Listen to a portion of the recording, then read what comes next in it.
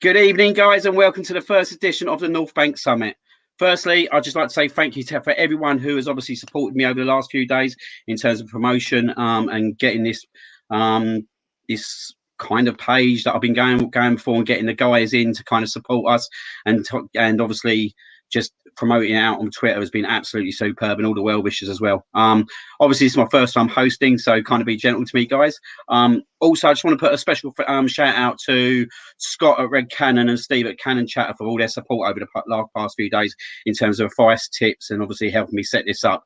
You guys are legends, and obviously, as you can see in the scrolling, our banner scrolled below is obviously their Twitter name, so please get following them and then subscribe to their channels because they're absolutely superb and I'm on them every week. So obviously please go on there, guys, and just obviously take a few. You won't be disappointed. Lastly, I just want to say thank you to these two special guys today. Obviously, welcome on board, Morgan. How's your summer been, mate? Obviously, just to let you know about Morgan, he's a season ticket holder in the North Bank and he sits next to me each game. So we kind of obviously vent our frustrations a lot of time, nearly every game between each other. So good evening, Morgan. Hello, mate. Thanks for having me on. Yeah, well, good. Like I say, just can't believe the Prem's back already. It's come around so quickly. Just looking forward to it getting going, really. But interested to see how we get on at Brentford on Friday. But I'm sure we get on to that, absolutely. We're going to have a lot of conversation about Brentford later in the show, so hold your thoughts there, but it will be kind of interesting. Also, we got the fabulous Lottie, who's from Cannon Chatter, who's come to support us tonight. Good evening, Lottie. How are you? Yeah, I'm all right. Busy day in central London. So as always. No, it's horrible. I hate it. I hate going into central London. How's the tubes at the moment, by the way? Do you know what? It's back to normal. Sardines in a can. No masks, no personal space. Same shit, different day. If you know what I mean. Not good. Right. So obviously we are going to hit an agenda for today. So obviously I'm going to hit off with a breaking news today. Obviously we see Chris Wheatley, who's obviously been quite close to Arsenal in the summer, break the news today around Aaron Ramsdale. And we're apparently in advanced conversations for a deal that apparently is going to be around 24 million start off that could go up to 30 million. Obviously in add-ons in terms of appearances, I guess, and how he performs for the club. Just want to get your opinion, guys, on it, because obviously it's quite a focal topic on Twitter today. A lot of people are not happy about it. So I'll go over to Morgan first. What's your opinions, mate? Very, very strange one. I think 24 million for Ramsdale is just baffles me, really. I think obviously you're looking at it from letting Martinez go to Villa for about 10 mil. And you think now he's probably worth net. I think he's just won the Copa America of Argentina. Saved a few penalties in the shootout. Yeah, I think very, very strange one. I mean, it's just all at the wrong time. You think we're looking now is talking about other players. We need a midfielder, potentially a right back, and now we're splashing the cash on Aaron Ramsdale. So for me, I'm not a fan of that at all. Okay, we have lost Lottie, so I'm going to obviously ask you a few more questions around Ramsdale. Obviously, at the age of 23, though, he has got obviously the potential to turn into a good goalkeeper. I see from one friend earlier on, obviously, I know it's a little bit different, but Dave Seaman at the time got bought from QPR quite young, who ended up being obviously a good goalkeeper for us. Could that be the case with the right coaching? I know that's kind of debatable after us getting Runnison in, and it's quite questionable in the goalkeeping coach department that we brought a keeper in of that calibre to be second choice goalkeeper at the start of last year until January, when obviously we then realised that he weren't good enough to be our second choice keeper, and we brought Matty Ryan in, which I thought when he come in he actually done a good job. What's your views around that? Do you think he could develop into a good goalkeeper? I think to be the level he's at, I think you've got to be some sort of decent level. But I don't know. It's for me, it's a very strange one. I think obviously Leno's the out and out number one. Yeah, as we saw with Renarson, I think the Man City game, the pressure got too much for him, didn't he? And he sort of crumbled after that. I mean, never sort of saw him again. Made a few costly errors in a big game, and it sort of pays. It's a strange one because I swear we had some guy just come up through the academy, got promoted to the first team. I saw that a few months ago. I mean, the price tag as well. It's not like it. I mean, it'd be a different conversation if you was getting him on a free, I suppose, or 5-10 million. You can go, it's a backup goalkeeper for 5 million. But you're talking big money for someone who's, it's just, for me, just, yeah, not really worth it. That's my thoughts. Yeah, what's your thoughts on Leno? Because obviously we haven't sat next to each other for over a year and a half. Me and you I think we quite liked Leno the season before last, didn't we? Yeah, I think he's a good shot stopper, isn't he? He's a good shot stopper. I mean, goalkeepers now, they're very few and far between without splashing the cash like mega. Because you look at like Edison and Alisson and stuff, they were sort of really, Edison was so Alisson was making waves at Roma, wasn't he, before he came to Liverpool? But I think, to find a top draw goalkeeper now is very few and far between. So yeah, I like Leno. I think some areas he's got to improve, but I mean, you can say that for the whole team really. But I think with Leno, it's a sort of I like to say, gives you a 6, 7 out of 10 every week. Yeah, and that's sort of what you want. But yeah, as I say, they're very few and far between. And if they are, and if you do find a good goalkeeper, usually they want upwards of about 50 to 70 million. So swings and roundabouts, definitely. Yeah, that's absolutely true. And that is kind of a barrier as well. I think that only the big clubs like Man City and probably Chelsea, and obviously Manchester United can kind of obviously have that splash that kind of cash for a goalkeeper. Before I go over to Lottie, I just want to say hello to Corex Guna 21. So thank you very much for coming on, and we've got our own Georgina Triggs. So thank you very much for coming on as well. Feel free to ask us any questions whenever you want, and one of us will obviously answer them for you. So please do that for us, and we'll be more than happy to do that. So Lottie, I know you obviously you kind of fell off the stream a minute ago. Ramsdale, I'm looking forward to this now because obviously I know obviously you've had a lot of vocal chat in the Canon chatter about it, obviously, which I've seen. What's your kind of views on him now that it's obviously come out that we're in advanced talks and we've heard that it is 24 million, which could raise up to 30? Well, I think the most annoying thing about this is the English tax, because he's an English player. We are paying through the nose for him. And with the likes of potentially Maddison, him, as well as Ben White coming in, I do think we're seeing exits from Willock, Maitland-Niles and Eddie as well. Yeah.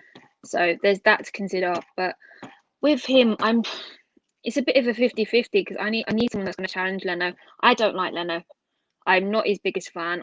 Every time we're winning and the defense goes to crap, I'm sitting through my fingers watching that at the easiest saves in the world. I just can't trust him. For me, he's rapidly declined since Martinez left. You've heard me say this loads to him. Would you start Ramsdale over Leno? Would you start Ramsdale against Brentford? Against Man Brentford? No. Yeah, against Brentford. Definitely not. But against Chelsea and Man City, would you start Ramsdale? Don't you think it'd be a bit dangerous to change the keeper right 2-3 days before the pre-season's obviously ended? Sorry, your season starts. No, it would be, but like as Morgan just said, that for the big games, no way. I mean, No. we've made improvements over this window, but overall, we're not ready, and that's concerning. I will be behind them 100%. I want them to win. I'm not going to be one of those people. I want my team to lose, which I've been seeing the last couple of days. People wanting to lose us the first 5 games. What's the point? Honestly, I don't get it. I really don't get it. I mean, it doesn't matter what they do. I will always be behind this team. End of story. Yeah, absolutely. Back to Ramsdale. He should be interesting if he can develop himself and become the stronger keeper between Leno and him. I'd like to see him challenge Leno for his spot because Leno's too comfortable. I know people moan at me when I say we should be rotating. Sorry, Morgan. We should be rotating the keepers. People moan at me for it, but Wenger used to do it all the time for the cup games. Why can't we do that? I'm not talking Premier League. I'm talking the cup games. Why can't we rotate? Sorry, Morgan. Was there anything you wanted to add on that? No, I was going to say, just agree with what Lottie was saying. I think Leno is definitely too comfortable at the minute. I remember there was a period when Martinez was putting the pressure on, and he sort of didn't like it. I think he was like, I think I saw some social media stuff about him, like, I'm the number one and stuff like that. It's good because it's healthy competition. It's like that in life, If someone is pressuring you down your throat, both of you doing the same thing. You want to try and get the best out of each other. Once you lose that competition, and you sort of know, regardless whether win, like even if I have a good game or a bad game, I'll still be the first name on the team sheet. So I agree about there's no competition there, 100%. Yeah, I think it's quite interesting, if I'm personally being honest with you. Obviously, if Ramsdale does come in, like you said, we want our players to do really well, and that's what we need to do. What the ideal situation to be is Ramsdale will come in and push Leno and make Leno raise his game, and then we'll see where it goes from then. It was interesting because I know we all like Martinez, and I thought he was a superb keeper in the time that he played for us. And to be fair, he only really played for us for two months, I think, weren't it? But it was incredible it was incredible what he'd done in them 2 months, and he probably went from a goalkeeper that was worth about 3 to 5 million to 20 million in the space of 2 months. So I'm hoping that we can get Ramsdale to push Leno, which will raise Leno's game, and then we'll have the competition there. So we'll see how that one goes. Obviously, just want to say good evening to Stephen. Good evening, Stephen. For some reason my spacebar didn't work for that, but I've obviously cleared it anyway. I guess that we use on about obviously the logo at the bottom. Also to Paul Ross, who's one of my mates. So good evening, Paul. I'll be talking to him this evening. So thanks for the support. And also Christophe. Good evening, mate. Hope you're well. Hope you're doing good. We'll have a chat after and see how you've been. So I did have an agenda, but I'm going to kind of go off the agenda in a minute because you did raise someone else, Lottie, that would like to get an opinion from you first. Ben White. I thought he looked really good at Tottenham, and I think he's going to be an absolute great signing for us. What's your thoughts? I love Ben White. I absolutely adore him. I've watched him at Leeds. I've watched him at Brighton. He's one of those players in the defence who will make sure he is not droppable. He was never dropped for Brighton. I don't think he was dropped for Brighton last season at all. But he is the exact kind of player we need. I mean, if you look at the mistake that Mari caused and left him exposed, he still stopped that ball going over to Leno, and it was just such relief over at Spurs. I'm just glad we've got someone like similar to Tierney that will speak up and tell them to buck their ideas up. Because I know, watching him over the last couple of years, it's clear to see he don't hold back. He says what he says, and that's the end of it. And I absolutely adore him, and I'm glad we've bought him. Regardless if it was 50 million or not, it's something that we needed. Even if it does mean that Rob goes out the door. As much as I've got a soft spot for Rob, it's time to move on up to Newcastle, I feel. Okay, just an interesting one. Like I keep getting from a lot of people on Twitter, and but I'm not sure if I get frustrated by it. People are worried about the price tag. Personally, we bought him for 2 million. What are they talking about? Sorry. But personally, 4 or 5 years ago, we would have argued that we don't throw money at players. But now we are kind of throwing some money. And look, this ain't me back in the Croncos whatsoever. Just want to put that clear, and we'll go on to that conversation a bit later as well. But I don't really care about what the value is as long as that player performs for the club. Exactly. Yeah. I suppose what Lottie mentioned earlier about sort of English tax. I think I haven't followed him too much in his career, but I think it's probably market value is probably around 20 to probably 15, 20 mil max, I would say, for Ben White. But I think, like I say, it'd be interesting to see who is pairing with this season. I think Gabriel is another one who him and Gabriel at the back could be quite solid this season. But I say it's not. The price tag is a bit of an iffy one because I definitely think that we've overspent on him. And I think if he was to go to Brighton and maybe put 20 mil on the table, they'd probably say no just because they know about the English tax as well, of course. But I still think that money could have been. You could have maybe negotiated somewhere there, tried to get the price down a bit and have a few more funds in the bank. But the price tag is the price tag. No, but the thing is, he was called up for England, and that's why his price tag shot up. If it hadn't, we would have got him for less. He didn't play though, did he, for England? Did he play? Yeah, no, he didn't. But the fact is, he was in that squad, and that's why his price tag went up for me. Yeah, I suppose. Yeah, that's what I think anyway. It's a bit. I say swings and roundabouts because he was only in the squad because Trent got injured, wasn't he? Was that the reason he was there? I think so. Yeah, so I don't know. Yeah, but I agree with you to that extent, but I think, it's just like English tax for English players now, and it's just through the roof. But I think, for me, he's a £20 million player, but the price tag is a price tag. I say I didn't pay for it, but exactly. Yeah, but I think understand people that moan about it. We're not paying for it. The clubs are. Well, technically we are, and we buy the amount of kits that Arsenal sell. We are.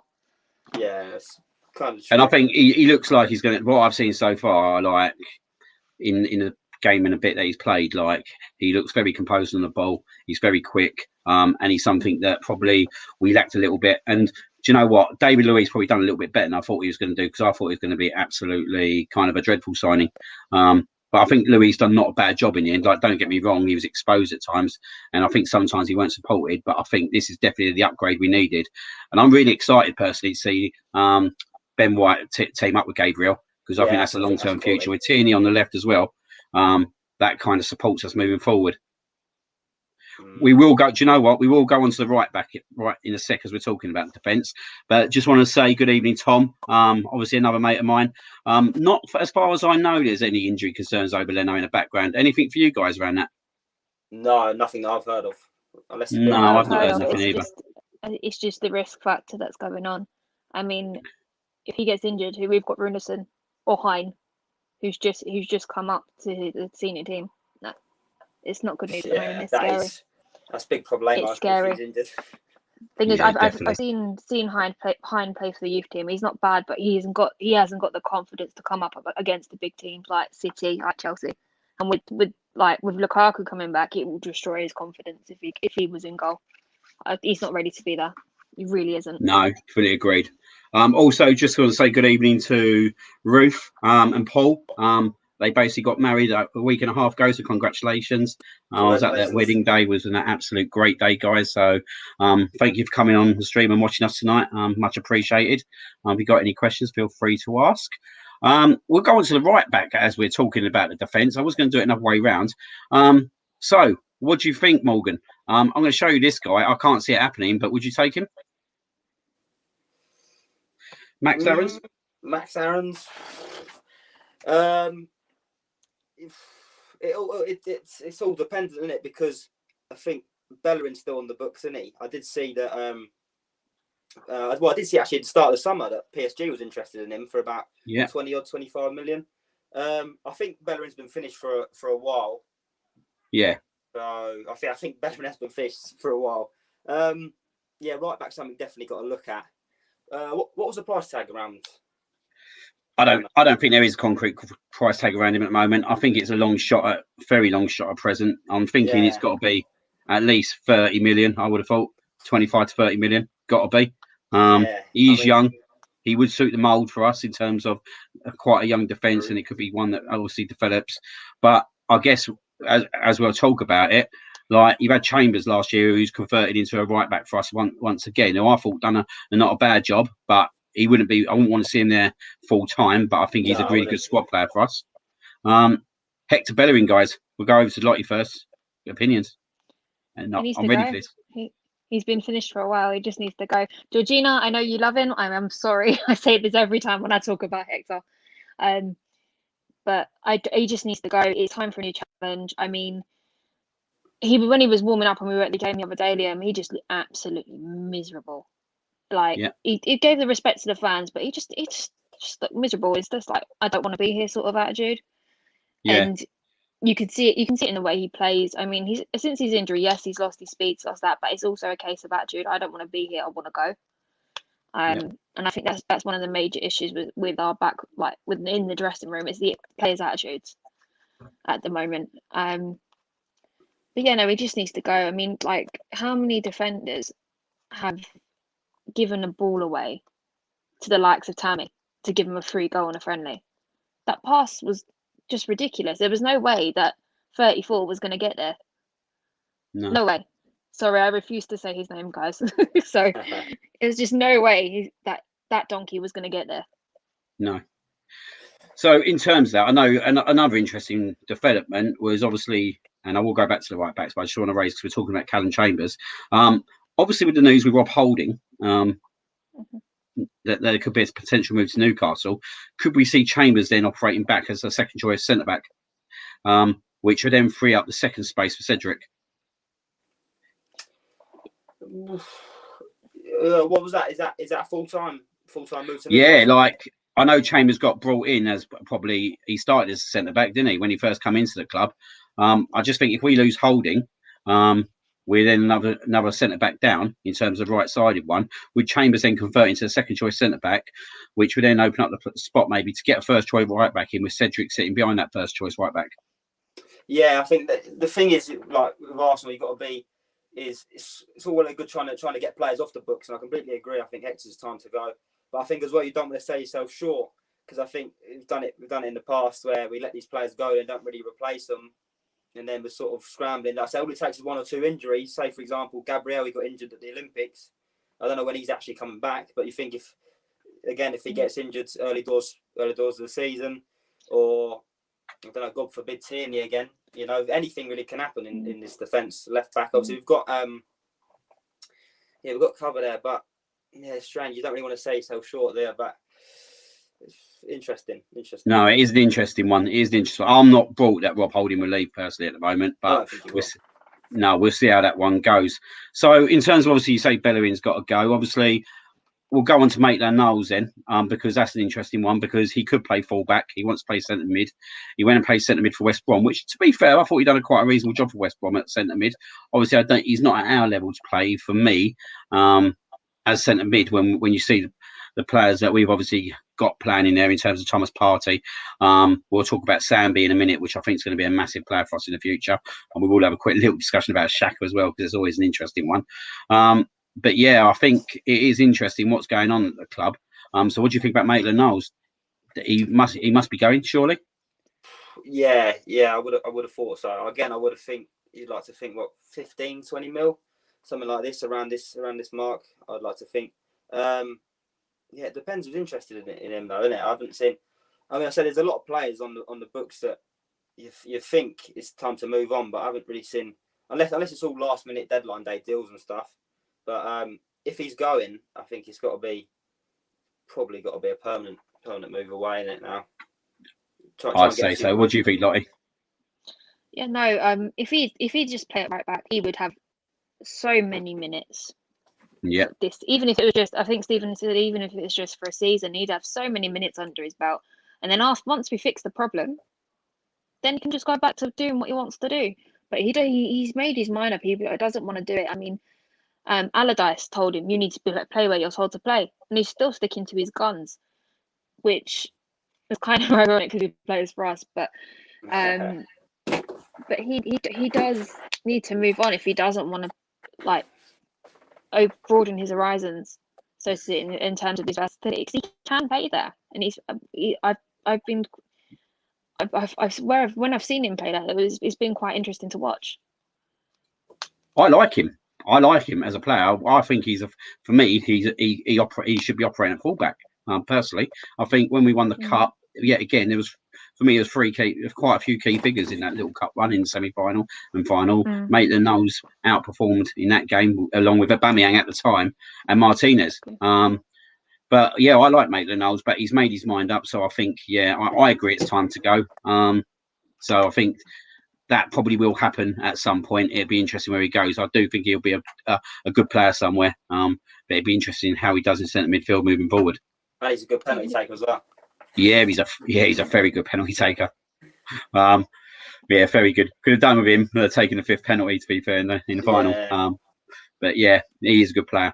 So I know I've got a question from obviously Paul and Ruth again around the striker situation, which will come up next. So do we think Arsenal will get a striker in because Aubameyang and Lacazette can't play together? Now, my opinion personally is that, and I think I said it on Sunday on the Red Cannon, that it doesn't work. It's never worked. For me, it's not going to work.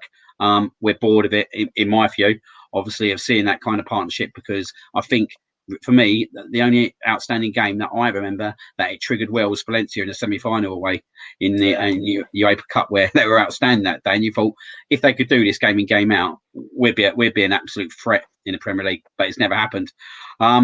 Obviously, this guy's come up over the last week, and I know we're going to get some opinions first from Lottie, so I'm interested in it. Tammy Abraham. So obviously, Rome have had a bid that I believe has been accepted. It seems that he is angling out for a move to Arsenal, but Arsenal are interested in him, but Chelsea and Arsenal cannot agree a fee at present. What's your views on that, Lottie? From what I've been reading, they've agreed a deal with Roma. Yeah. And they're happy to sell to Roma, but Tammy hasn't chosen who he wants to come to. And then there's other rumours saying he's agreeing personal terms with us. I think on my way out of the Emirates the other day, he was a bit too friendly with the boss, so I can see him coming in anyway. I'm not happy about it. I don't like him purely because he's Chelsea, and it's like a question of why are we getting another Chelsea clearance sale?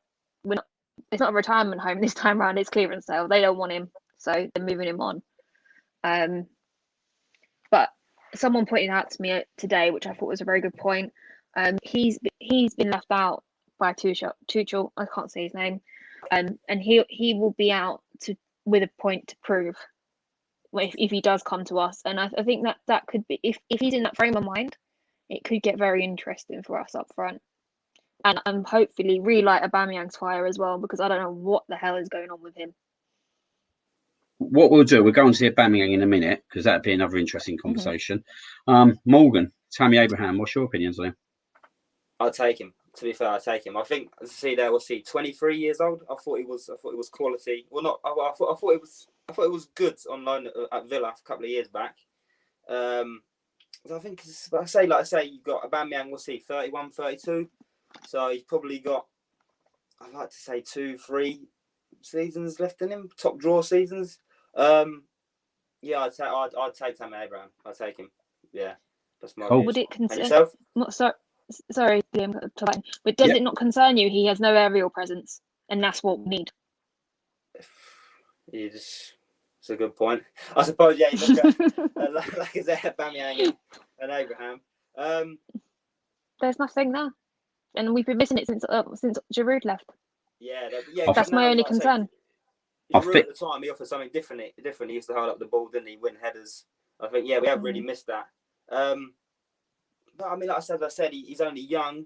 It's all about development and stuff, and he's 23, maybe 2-3 years time. He'll be nearing his prime. Maybe change his game up a bit. But these are all he says, she says, isn't it? Really. But it also depends on the fee as well. Depends on the price tag. I agree to that, because 34 million. It's a bit of a strange one. What about you, Liam? Would you take Abraham? I would take Abraham. I've made that kind of phone call. I would take him. I think we need another option, and I think he could do a good job for us. I think he's got an interesting record. I do think Tuchel didn't put the trust in him that he probably could have had, but you can't really argue with Tuchel when he goes and clears up the Champions League. And if you look at the players over Chelsea at the moment, they're going to be, I'd never like to admit it, but they're going to be a massive threat for the Premiership this year. So he is going to find it very hard to break into that Chelsea team. I would take him because I think he does offer something different. I think he'll be better than what we've got up there at the moment. I do think it's interesting, like you say about the aerial presence. I think it's hard now to find a player like that. There really ain't many players like that anymore. DCL all day long. Not a bad shout. Again, that'll be through the roof on the old English tax, but no, of course. But he's the only one that's got decent aerial presence at the moment. Now, obviously Everton wouldn't want to lose a player like him. And he had a very good season. He had a very good season for them last year, to be fair. I think the start of the season, he was on fire, weren't he, for the first 19 games? So I think I'm not sure if he's starting this year. He's out with a knock or something. But okay. I'd have to double check that. Yeah. But I think that's an absolute unrealistic one at the moment, if I'm being totally honest. But it would be a great signing, and it's interesting that both him and Abraham are actually Arsenal fans, ain't they? Yeah, I've seen that. Yeah. They are both Arsenal fans. About aerial presence, but what do you reckon will happen in the next 1-2 years with Martinelli in terms of? Do you reckon he'll convert into a forward out and out? As a player on the wing. I've seen some theories behind him about his training methods and stuff, but interesting. I think he's top draw player, Martinelli. Interesting to see what happens with him going forward. So, I do think I think he's got an absolute massive glass season, Martinelli, but obviously there is something that Mikel don't trust at the moment. I'm not sure if it was because we got so many youngsters in the team at one go. For me, that's not really a good enough excuse, because let's be honest, we was poor last year. He did come into the team around Christmas time, and I thought, you know what, he looks really good. He had a good first half at Man City in the Carabao Cup, and then got an injury, didn't he? Then I believe, did he play against West Brom? I think he did play against West Brom. He was either Chelsea or West Brom over Christmas, and he looked really good. But then he filtered back out of the team again. And for me, we need to start playing this guy now, and start giving him the kind of confidence that he needs to become and turn into the player he is, because he is a massive talent. he has proven himself on a few times in terms of what he does, and I think really that now with the players performing that they are up front, this is the time for me that I put him in and see how he flourishes, because it could solve a massive problem for years to come. Yeah, and what's he, 19, 20 years old? So 19, 20. It's these guys you got to try and like develop them in now. Look at players like Nabry and stuff. Look at him now; he's top drawer Nabry now. I know obviously he slipped through to West Brom and that as well, but these players you want to try and the fear is, you know, if it gets it's a strange one, but I'll definitely start playing this guy 100%. This is the season for him. This is the season. Lottie? Do you know what? I adore Martinelli, and I think he should be that kind. I want him to be a centre forward, but I want him to be able to play like in the middle and on the wings as well, and then that makes him more versatile. So if we lose Smith Rowe to injury because he's fragile, I mean, it's Saka doesn't really get injured, but like Pepe or someone, we can just put him there. But yeah, I absolutely adore the kid. He needs to play more. It's like some games you'll be sitting there at 60th minute and the game's screaming with his name all over it, and it just doesn't happen. I just don't understand it. Yeah, hopefully this should be the season. It'd be interesting to see what happens with him at the start of the season, because obviously he's been at As Olympics. long as you don't loan him out. No, Because we'll lose him. Absolutely not for me. Obviously, just want to go back to some of the comments. Good evening, Dan. Obviously, Dan Fox is in the house, so who I know as well. Do I think Eddie will leave on permanent or loan? If so, where? Interesting one, guys. Eddie Nketiah. I thought he looked pretty all right in pre-season for a couple of games. I thought he looked really good against Chelsea when he come on. Probably the best I've seen him look, and he looked really sharp. He scored a good goal against Watford, I believe. Where do we go? I've heard Brighton today. I know Palace were around him as well. What do you think, Lottie? Do you know what? He's been our best player in pre-season. But I think the rumours I've been seeing is leaning more towards Brighton, a Brighton move, and they need someone up front. I mean, we've just kind of picked their defence apart. We need to give them something back, if you know what I mean. Yeah. Oh, yeah, that's very true. That is absolutely very true. Morgan? First initial thought would be sell him permanent, but it's another hard one because again he's another youngster. You think if he kicks on massively next 2-3 seasons, it's another one, the one that got away. I would, it's a bit of a strange one. I'll go with my first initial reaction was selling permanent, so I'll stick with that. Cool. Obviously we've had Ruth message Tammy's just another Welbeck, that guy. Could turn out to be another Welbeck, couldn't it? Massively. There's been a lot of people that have said that. And Tom says Abraham wants 130k a week. That is quite a lot of money. You better be scoring for that amount of money. Yeah, I'd expect a lot of goals for 130k a week, to be honest. But then again, I'd expect a lot of goals from 300k a week, and we're kind of not really getting that at the moment as well. So that brings us nicely onto our captain, Aubameyang, who for me 2 years ago was unbelievable. I think Morgan, I remember sitting next to you for quite a lot of games, and he was bailing us out of game after game, and we were just sitting there thinking, Aston Villa, what? Mate, Aston Villa, that free kick was unbelievable, and he just did it game after game after game. But obviously, I think he is a kind of player who lives on the fans a little bit and lives on that kind of confidence, which will be interesting when we get full capacity back into the stadium. But he has filtered off massively. I know there was a lot of issues last year in terms of illness and stuff going on in his personal life, which I can understand. But obviously, for the money we're paying the guy, we need to see that Aubameyang back, don't we, this season? Yeah, no doubt. I think he is top draw. I think he is a top draw player. I think I said last couple of seasons he's sort of filtered off a bit, but I don't know. I still think, as I said earlier, I still reckon he's got another 2-3 max seasons in him to try and reclaim that form. I do reckon it's possible. Again, as you mentioned, he lives off the fans. He sort of loves it, doesn't he? But hopefully we can all just get behind him, start chanting his name at the games, and just get him firing, fit him firing. But like I say, last year, a few issues he had. I know he had was illness and a few things, and he actually got dropped, didn't he, for lateness in the North London derby.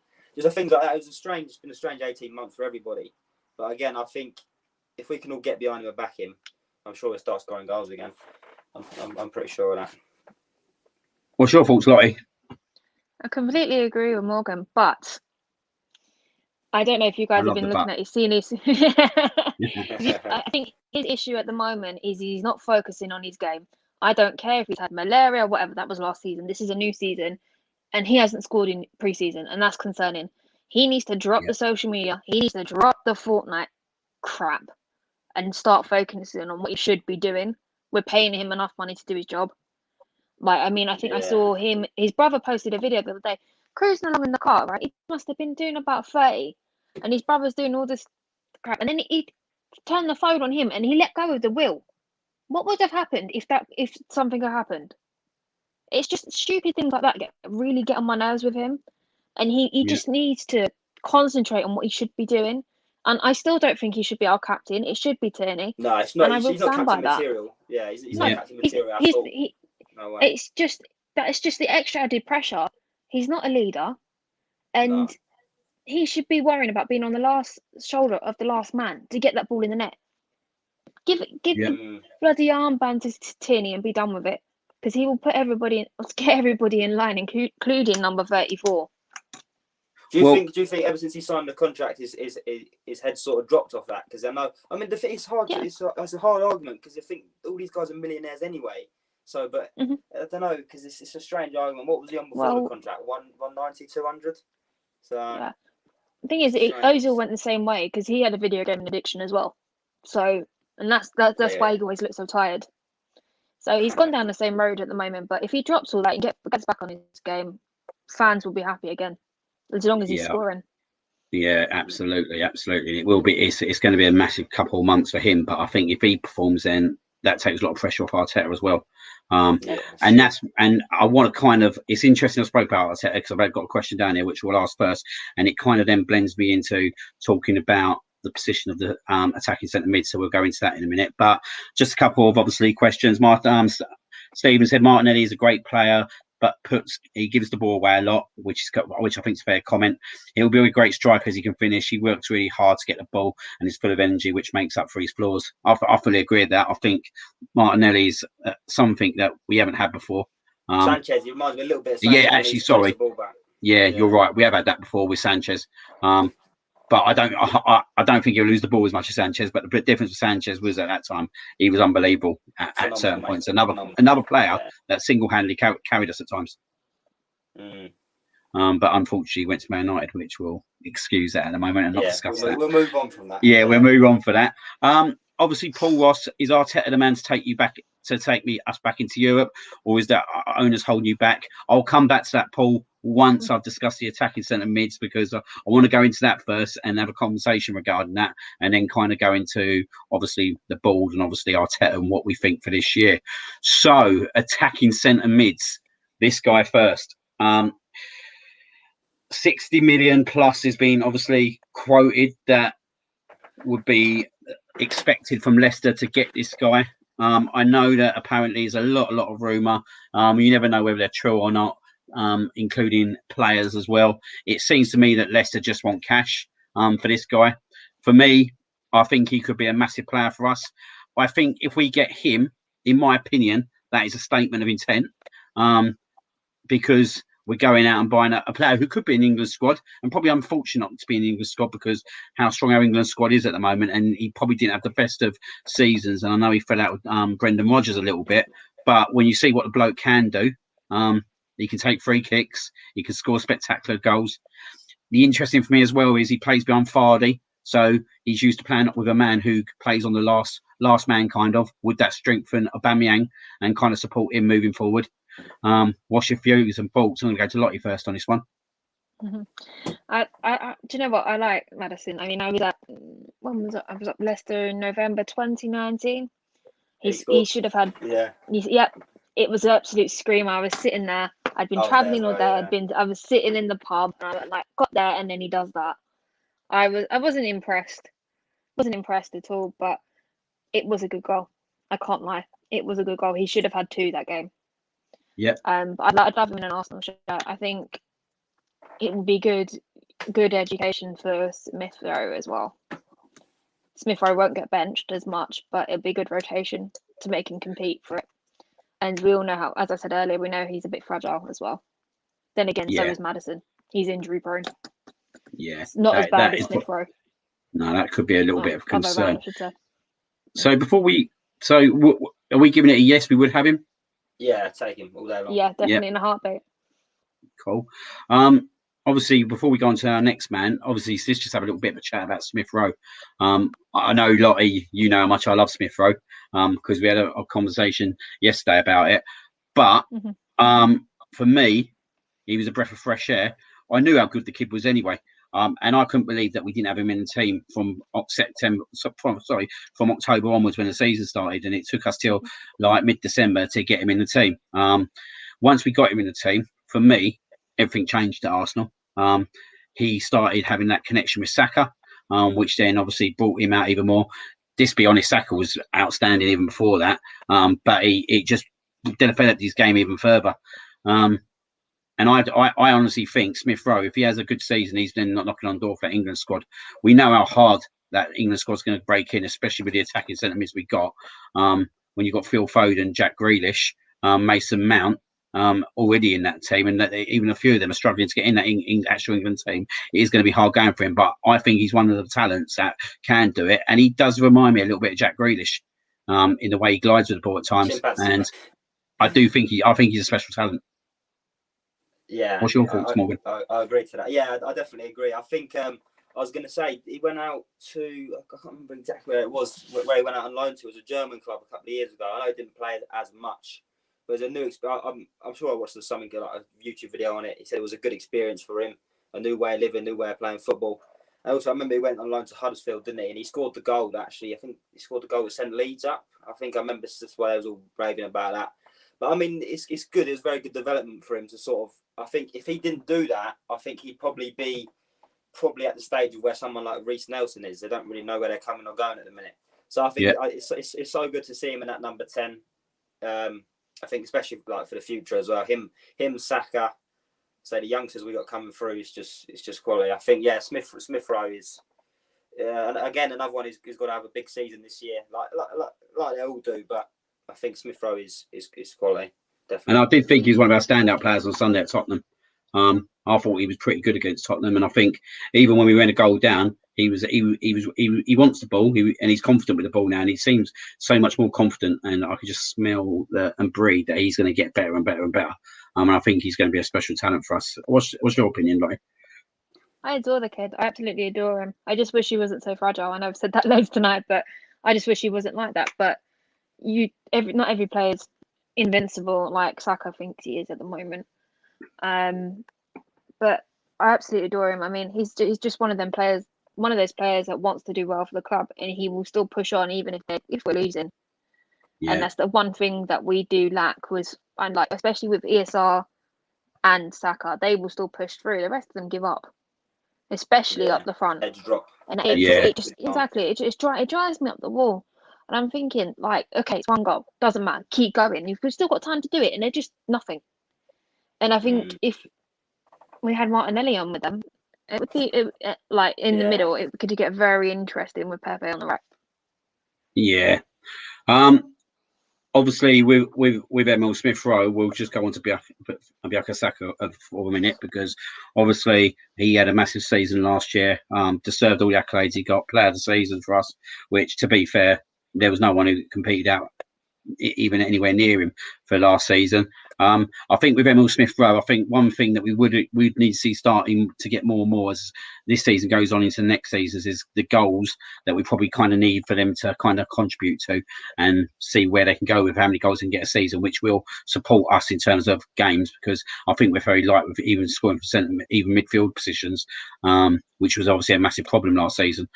But Saka, he had an outstanding season. He then went to England, and let's be honest, there was loads of talk. Why was he given a spot for England? I think there was a little bit of shock. There was no shock for us that he should be in the England squad, but I think from outside our fan base, there was no one expected him then to obviously perform in the friendlies leading up to the Euros, which he obviously scored a goal and looked really good, and then got on against the Czechs I think he started that game, and he put in another accomplished performance, and Gareth Southgate then just seemed to grow more faith into the kid.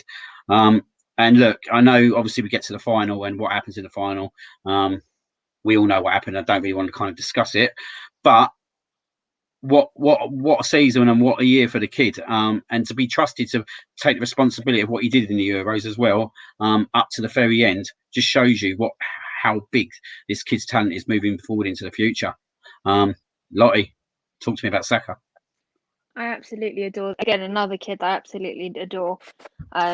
He didn't deserve anything he gets, but I'm just so pleased the rest of the world can see why we love him so much. If you know what I mean. I mean, he's just absolutely incredible. I mean, I've even got to. I don't really want to call it that lot down the road class. They had the toucher class when they welcomed him on for the Tottenham game. I thought it was incredible. I mean, even the banner that was in the tunnel that was actually brilliant. The whole of North London stands with him against racism, which I think was absolutely brilliant from them, considering he's an Arsenal player. But obviously they've got to keep it professional, regardless what we think. Yeah. But yeah, no, I can't wait to see him back at Arsenal. Yeah. Especially if he starts for that Chelsea game. He's, as you said, is in the video we did on Canon Chatter for him. He's going to get the biggest welcome back from us, and we're just so proud of him. Yeah. I just want to say before I go over to you, Morgan, like obviously, unbelievable gesture that Canon Chatter done with the video. I think it's with Jim, was it? That was an absolute unbelievable video, and I was really honoured to be obviously asked to be part of that video as well. And it was at a time, I think, on the Monday night, I think, when obviously Lottie, you said to me about it. I did it. I come in the room, and obviously I was nearly breaking down myself, because the whole situation, and you just think that the responsibility that got put on the kid, and what he had to go through after that in terms of social media, which was absolutely despicable. And obviously these social media sites with the government need to start looking at that even more, because it's not acceptable. For him now to come back against Chelsea, I think it's going to be one of them occasions that we don't really feel and sense often enough, that what he's going to receive when he goes back to the stadium and gets that kind of warm welcome again, and it's going to be really special. So going on to that, Morgan, because obviously I know you're both going to be at that game, both in the North Bank with obviously myself. How do you feel you're going to feel in that game, and what do you feel about Saka as a whole, like last season? Saka, top draw. Last 2-3 seasons, absolutely quality. Especially, like I say, last season, absolutely fantastic. Yeah, I think you'll say you're both right there in terms of when his name gets called, even like by the now straight away, the cheers going to be through the roof. I think, and rightly so. Reception for him is going to be amazing. It's just, I say again, he's another one. I said it a few times tonight. He's so young, and you think they've got enough, like they've got a decade and then some to sort of develop and kick on. So I think he's top draw anyway. But I think you see him in 2, 3, 4 years, and we'll see. But I mean, yeah, fantastic, mate. Absolutely fantastic. We do need to progress as a team, because we will lose talents like that otherwise. Because 100%, yeah. My worry is that he's a Hal End boy, he's an Arsenal boy through and through, and if we're performing and doing what we need to do, he won't leave. But we need to be in a better position over the next couple of years for that that kind of situation not to happen. For me personally. Just obviously a few more comments. Thank you. I've got a few mates that are on. Rob, Yudami, he ain't a Tottenham fan, so he's obviously just trying to get a little bit of banter in there. He's actually a Palace boy. And opinions on Rugged. He calls Mikel Arteta rugged. We'll go on to Mikel Arteta and the board a little bit later, so stay tuned for that. He calls him Lego head as well. Yeah, Lego man with the hair. Yeah, brilliant. But yeah, so yeah, I think personally with Saka, I think like we're going to hopefully get another great season out of him this year, and it'll be interesting to see how all these guys obviously perform. With the fans back in as well, so that will be another massive plus for them. So yeah, interesting times. Obviously, I've got a couple other guys that I want to go through. I want to go to this guy next. We brought him in January, Martin Odegaard. I thought obviously it was quite late in January. He didn't really break into the team for me until late February, which I thought, you know what, he come in, he showed his class a little bit. I thought at times. He wasn't overly consistent. I think his outstanding game for me was West Ham away, where I thought, you know what a player this guy could be. I do think he's got a massive glass ceiling. I don't think that it helps that he's been on loan at different clubs over the last few years, and look, we know what Real Madrid are like.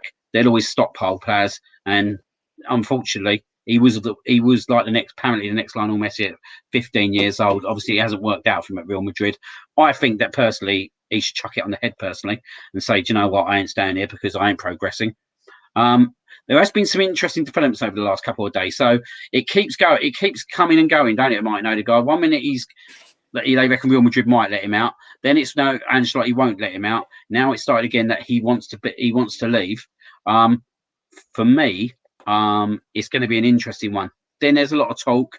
Is it going to be him? Is it going to be Maddison? And then there was even talk today, which would be the best situation if both come in. The only way I'd personally see that happening is if Odegaard comes in on a loan with an obligation to buy it for next season. So it's going to be an interesting one. I like him. I think he's got a massive glass ceiling. Personally, for me, if it's one or the other, and it's really, really hard, but I think we need a statement signing.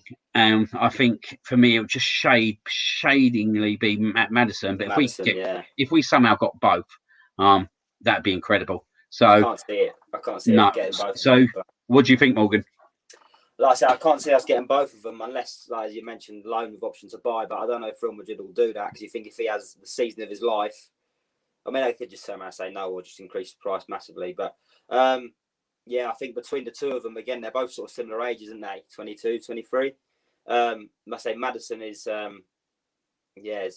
Maddison would be probably the statement signing, because obviously Leicester's not necessarily our rivals, but in the past few years, is this like, Leicester, ever since they've been good, man. Very good team, Leicester.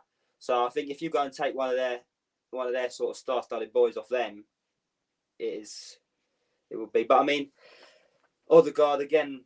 What we're talking price tag wise, was that 30 mil, 40 mil, something like that? 40 mil. 40 mil. 40 mil. 40 mil Odegaard. 35. They're trying to cut down their wages. I can see him going out on loan again with an obligation. That's my personal opinion. That's what I mean, like I say, both of them. I think both of them are quality. Absolutely. I thought Odegaard is top draw. And again, he's been around the block so much. I think he burst on the scene at 16, didn't he? In Real Madrid at 16, he's only 22 now. I mean, both of them will be absolutely phenomenal, mate. But I can't see it. But again, I'll lean with you on that one, Liam. If I had to choose between one of them, what happens? An interesting one. I'll throw it out there. What happens if Willian leaves though? Frees up a lot of wages. I'll have a bloody party. Yeah, we have a party then. But it frees up a lot of wages. It frees up a lot of wages, and potentially that's where I could see it happening if it happened. I can't personally. I don't think it will happen. But if we could somehow get Willian off the wage bill, and look, the bloke needs to kind of leave, and I think all parties would be better off with that move. But that potentially may open up an option.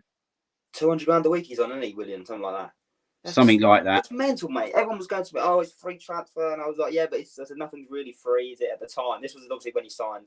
I was a bit umming about it. I mean, to be fair, we got to be fair. I think when we signed him, I think I was a bit like, that's a good sign. He was all right at Chelsea. I'll give him his props at Chelsea. He was all right. But just awful, mate. Yeah, say £200 a week off the wage bill. It's time to go, mate. Big time. I know Lottie's views. I don't think we need to go much further. Let him stay there. That's all I'm going to say. Especially after the home Chelsea game. You saw it from where you were sitting. I was in the third row in that corner. He just looked at the fans that were applauding him. I wasn't one of them, but I felt insulted for them because change subject. I'm going to start swearing. Yeah. So basically, it just makes me angry. Yeah, he didn't applaud the fans back. He didn't even look. The three players come out to warm up. The two other players obviously were clapping the fans up near the North Bank. Yeah. He didn't have a look. For me, he should never wear the shirt again. No, definitely. I mean, I think he got up with Xhaka and Tavares. Yeah, I think you're right. I think it was them, wasn't it? The amount of shit that 34 gets, and he still's got respect for some of us. Like probably not all of us, but the ones that didn't have a go at him, and he still can applaud us. Do you know what I mean? It's just human decency. That's missing. I think we're all in agreement there. Same when he never used to clap the fans, home or away. Sorry, who's that? Ozil was the same when he on away games. He never used to clap the fans. Yeah, I think it all depended how the game went as well. Ozil. He did it first, but then he stopped when he started getting the abuse, and then he we all got tarnished with the same brush as usual. He was good when Mertesacker Called him I out remember that seeing game, Man that. City. That was a Man City, wasn't it? Was it a Man City? Yeah. Yeah, and he's like, Well, there. He went, he had a good word. Yeah. Right. I'm going to go on to the third player who's been linked, Bernardo Silva. So obviously we know that Jack Grealish has gone to Manchester City last week for 100 million and obviously made his debut in the Community Shield. Bernardino Silva, fabulous player. What's your views on it, Lottie? It's a solid no for me. A couple of years ago, yes, but now it's a no. He's probably looking for. How old is he now? He's in his late 20s. I was about to ask that. Yeah, he must be about 27, late 20s 28. now, I think. Yeah. And he's going to be looking for one of them last contracts, and he's going to be another luxury player. It's a no from me. Yeah. Absolute no. 27. He's 27. Yeah, I thought he's got 2 good contracts left, and he's going to be luxury. I don't want him. I suppose it differs though, doesn't it? Because you got like, what's Aubameyang? He's 31, 32. So I don't know. I would personally, I would take him. I'll take Bernardo Silva. I would take Bernardo Silva from Man City. He's not as good as he was a couple of years ago for me. And it's just a no. Personally, I think he's a great player. I'd rather see the other 2 guys come in ahead of him. Out of the 300%, 100%. He's bottom of the pile. But I say if the option was there and Arsenal moved to him, I'll take him 100%. Yeah, I think it's one of them. If the other 2 don't work out for whatever reason, then you would take him, but you'd rather see like the Maddison or Odegaard come in. Interesting. So obviously with Bernard, we've obviously spoke about Silva. I just want to get your views on Sambi Lokonga. Now, I seen come on against Chelsea, and I thought, you know what, looks a decent player. This guy looks like he could be a potential star of the future. He obviously come from Anderlecht. I believe he was captain there. He's got massive endorsements from the likes of Vincent Kompany and Thierry Henry, which don't come lightly with 2 Premier League legends of their status. I didn't see him against Tottenham, and I thought, you know what, he looks like a player. He does. He looks like a player yet again. But I thought, you know what I thought of Chelsea kind of exceeded that. I know I don't want to get too excited straight away because we know that's a typical Arsenal thing to get excited with a player that comes in and then get disappointed. But I do like this guy.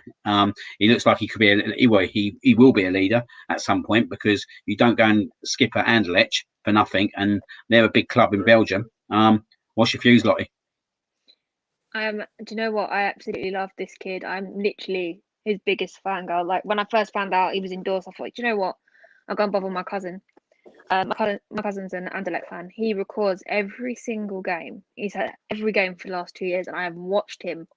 And I'm so excited this kid's here. He's absolutely incredible.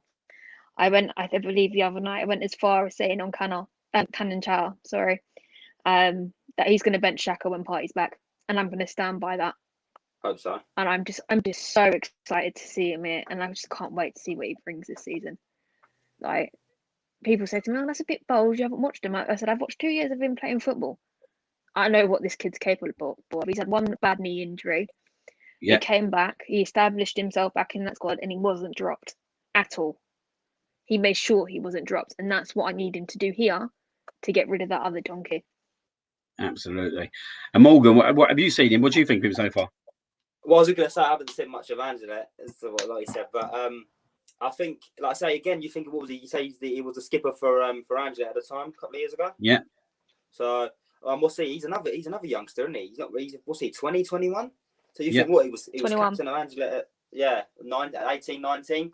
So no, I think definitely one for the future. I think he I don't think he'll be good. I mean, this is the thing though. You think like these guys now coming in from clubs like Angela and stuff, especially at a young age. You think the development they have now at Arsenal is to step up from Angela. So I think if he's developed right and nurtured right, I think top draw for the future, 100%. Top draw. Unfortunately, we've lost Lottie again. I'm going to ask you about Xhaka. I know me and you obviously sat next to each other and we was at the game against Crystal Palace. We was at the Palace game, which I know me and you didn't take too well in terms of obviously what he did.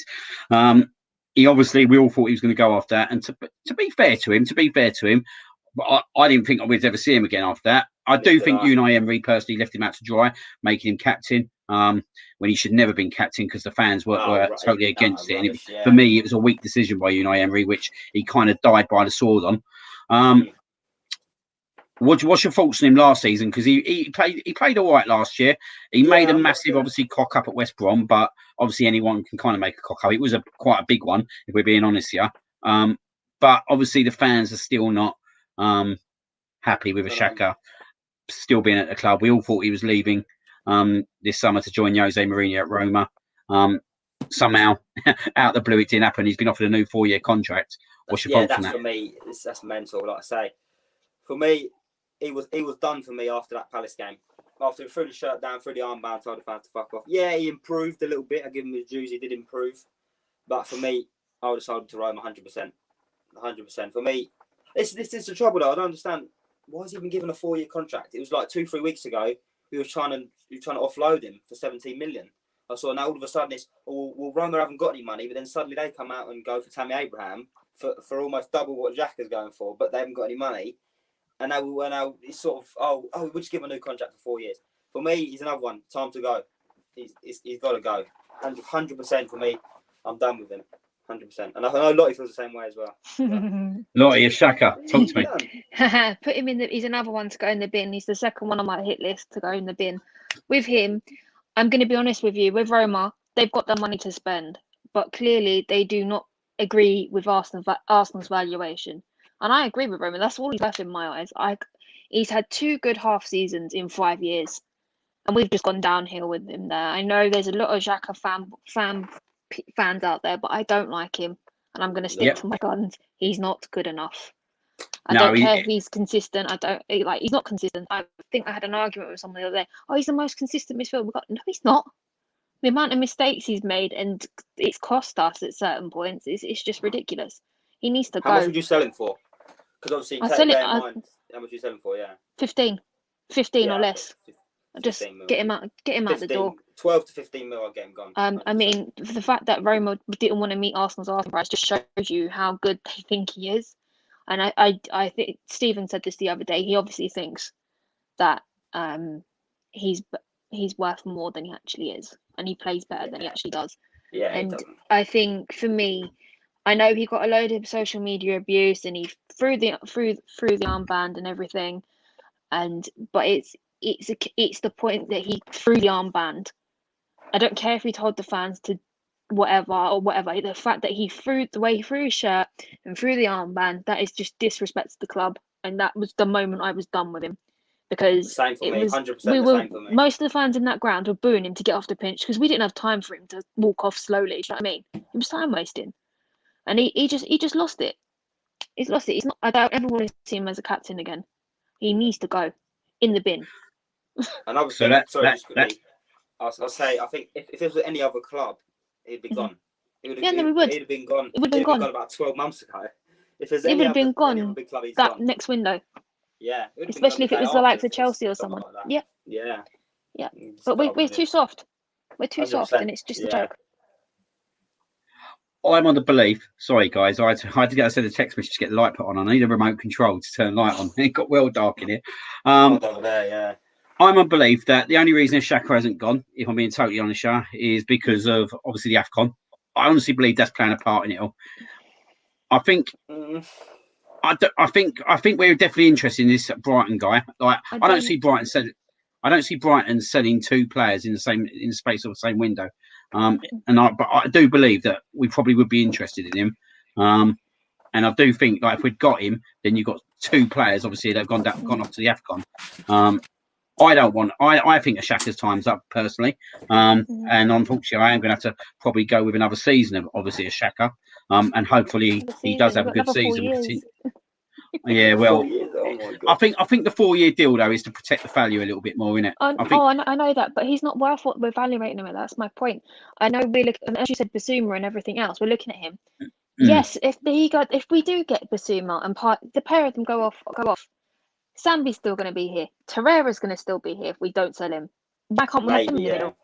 Is Torreira going to be here? That would just be absolute dynamite. Yeah, I know that, but it's going to be dynamite. Can you not imagine them 2 playing together? I think the main issue is not Arteta and Torreira. I think it's something to do with Xhaka. That's what I'm thinking, because they don't like the way they behave on that pitch. They don't like each other. Full stop. Yeah, I heard that during the week. I've heard that as well, which was I kind You of didn't probably know heard that me say it before. on Canon. I still think Yeah, it might have been that. Might have been where I heard it. Something I think I've read it somewhere as well, which is quite interesting. I like Torreira, but I'm not sure we're going to see him stay at the club personally. No, he's made it clear he wants to go, and like any player that wants to go, okay, see you later, bye, good luck. I'm still bitter about Guendouzi. I'd have liked to. I hate that kid. He didn't help himself, though, did he? On him. He didn't No, he didn't. His attitude stunk. Yeah, I liked it. I thought it was all right. I thought it wasn't too bad. Honestly, I thought he was all right. He's again another young kid. He is a little bit of a gobshite, but he's 22 and he still hasn't learned how to control his attitude. I think there was an incident the other day, weren't there? Wasn't there an incident the other day? Yeah, I believe. Yeah. Yeah, there was another incident the other day. What, he's been there a couple of weeks? That didn't take long. He probably just strolled in there, didn't he? Like, he's a total house, isn't he? He's a total house. Yeah, love him or hate him, he's one of them. Yeah, he is one of them. Just obviously going back to the chat. Marmite. He is definitely Marmite. That is the right word, Laurie. That is the right word. Good evening, Josh. Obviously, another mate of mine. I'm looking forward to seeing you at Chelsea. We're going to go for breakfast first, and then we're going to get on it at Holloway Road and Tollerton, which is going to be brilliant. Love the double Sol Campbell tune. We always sing that. I'm sure that song will be sung again in the Tollerton, which I'm really looking forward to. Josh agrees with obviously you guys. Xhaka should be moved on. But we have to back him now if he potentially signs a new deal. Obviously, we will back a player while they're wearing the shirt and just kind of hope that they obviously do well this season. I know you're the kind of guys views on it, but it is one of them, isn't it? I mean, I celebrated his goal in pre-season, and I found out with him. I was like, oh, okay, fine. I did celebrate the goal, but that was as far as it goes. That's as far as it goes. And obviously, Tom put a mention about Silva's 27. I'm not sure he'll go to Arsenal. I don't think he'll go. I don't think if he leaves Man City, he'll be in England anyway. I could see him going back to Spain somewhere like that. Personally. Yeah, realistically, no, but I'd say, as I said, I'd take him, but realistically, yeah. If it comes to that option, I'd get you wouldn't turn your nose up at it. No. He's still a top player at the end of the day. So obviously Torreira, we'll have a little bit of a chat about Torreira quickly. So obviously, Lottie, you've said that you like him, and you would like to see him back. Morgan, what's your thoughts on him? He provided one of the greatest moments over the last 4 years at the Emirates when he scored that goal against Tottenham, where it went absolute mayhem that day. I was up at North Bank that day. That was cool. Oh, was you up at North Bank? I was up at North Bank, yeah. On the exchange, got that one. Man, I can't even remember who was around that day. All I remember about, I was with Cole Smith as it goes. We end up on Tollerton. I think I nearly got kicked out for dancing on tables about 10 o'clock at night. Yeah, brilliant night. No, that's actually 12 pins. I was in 12 pins. But yeah, no, great time. So Torreira, would you like to see him come back to the club? Yeah, I would, 100%. Yeah, I think it was another one. He was like one of them sort of pit bull terriers when he's always sort of niggling, put tackles in. He'd sort of always be up for it. I thought it was quite good. I thought when he went to Atletico, I thought he'd get a lot more game time than he actually did. I was surprised that he was sort of a bench player at Atletico. I thought he'd generally sort of go and fit in the mould quite well there, but that didn't turn out. I'm a fan of Torreira, and I'd like to see him back in that midfield, 100%. But again, will he stay? No, it's a strange one. I think he's probably worth 20 to 25 million. That's probably what I'd value him at. But again, I'd like to keep him. Personally, I'd like to keep him and try and fight for a place in the midfield. But it'd be interesting to see what happens. I think personally, I reckon he'll go. But from my personal point of view, I'd like to keep him on and see him fight for a place. But yeah, we'll see what happens. We've had good competition to midfield. That takes me on to another player I want to kind of discuss, and I want to kind of get onto a bit of a legend as well that I'd be interested to kind of get your views on as well. So, Reece Nelson. A lot of talk over the last couple of weeks that Crystal Palace are interested in him. I think I'm quite close to obviously connections with Crystal Palace. Got a lot of friends who are Palace fans, which I've obviously shared I've been quite connected with them in terms of how they've done over the last 8-9 years as a club. I think Reece Nelson would kind of suit their style of play and would be a good move for development. He obviously, for me, with the move with Willian, really killed things for him last year, which I think is a bit of a sore subject for us all. We ain't going to go back into the Willian conversation. He scored against Liverpool, didn't he, the season before? No, was it the season before last, right late on, didn't he? He got a goal against Liverpool at home. was it? Yeah, I think it was 2-1 win, wasn't it? Where it was he actually scored the winner. Yeah, he scored the winner. And you thought, you know what? At that point, Mikel Arteta was liking Nelson, and there was a lot of talk in the background. He was spending a lot of time with him and that kind of stuff. And then Willian come in, and we've never really seen Nelson since at all.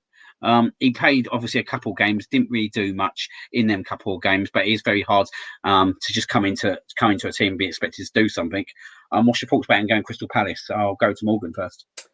I think he missed a trick by not going out on loan last season. As we mentioned with Smith Rowe earlier, I think it really helps development in players.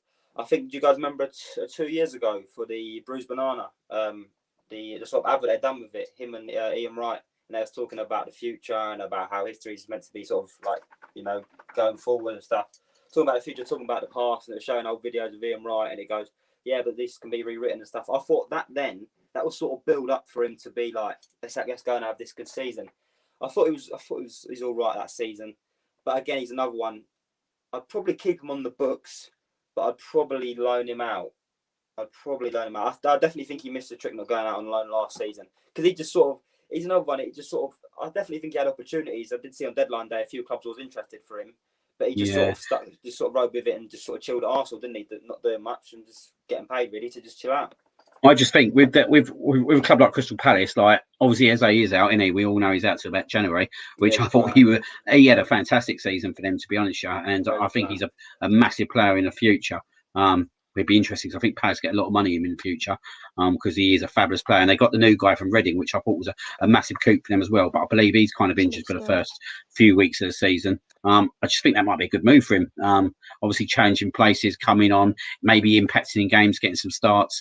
I think you're fully right, Morgan. I think he missed a massive trick last year. He wasted basically a season, especially half a season at Arsenal when he could have been out gaining experience. Lottie, what's your thoughts? No, as you guys said, he's missed the trick, not going out loan, but he didn't want to go out on loan, and that was his decision, and that's where he shot himself in the foot. Yep. I do think we should let Paddy have him for maybe a season or so, but then again, I'm sitting there thinking this squad is too big. We need to cut it down. Maybe it's time to go. Yeah, so that's interesting, isn't it? Because again, his age. That's what I said. I'd probably keep him on the books. Because how much would you say he's worth now? Probably not a lot. 15 max. 10, 15? 10, 15, yeah. Mate, yeah. We'll see. I think we'd do well to get 15 million for him, wouldn't we? Yeah, we did. Yeah, I think it has to be add-ons. I think it definitely have to be add-ons to get that much. Yeah, definitely. And possibly a sell-on clause in there and all, I think. I'll take that. So while we're on the topic of Crystal Palace, I ain't going to miss a trick and talk about an absolute legend of Patrick Vieira, which I think now every Arsenal fan probably will be kind of have a little secret kind of agenda with Crystal Palace to see how Paddy Vieira does in terms of these next steps. Morgan, what do you think of the move of Patrick Vieira, and could it lead potentially, if he does really well, to maybe getting a top job here one day? Yeah, I mean, I say it really depends on how he does at Palace, because I don't know where he was before that. I'm sure he was Nice. He was in America. No, he was at Nice. He was at France. Yeah, he was at Nice. He was at Nice. Yeah, I mean, the Premier League's a whole different ball game, isn't it? And he'll soon get to grips with that after the first, because obviously this first game is Chelsea away, isn't it? So it doesn't really get much harder than that. So depending on that goes, he'll get a feel for it.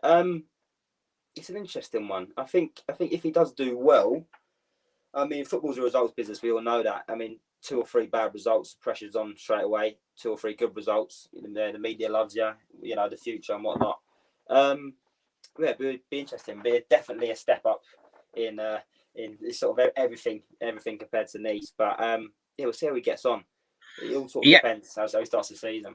He actually started really well at Nice for the first season and a half, I believe, and then I think it tailed off and he did get dismissed. I think the interesting move with Crystal Palace is, I think, under Roy Hodgson, they got a bit stale, I believe, and I think the fan base kind of got bored of that, and I think it got to a point at the end where I think Hodgson stayed there last season, and I think basically because of the pandemic, in terms of it was quite a quick turnaround of seasons, and I think obviously it would have been a dangerous idea to get rid of a manager at that point. So I think he carried on the season. To be fair, he kept them up each year, but I know obviously a lot of the fan base were kind of getting to the point where they were kind of losing a lot of patience with him. I think with Patrick Vieira, it's going to be interesting because I think he will kind of try and implement an attacking style with them, where they have been kind of very much a rigid team in terms of their structure.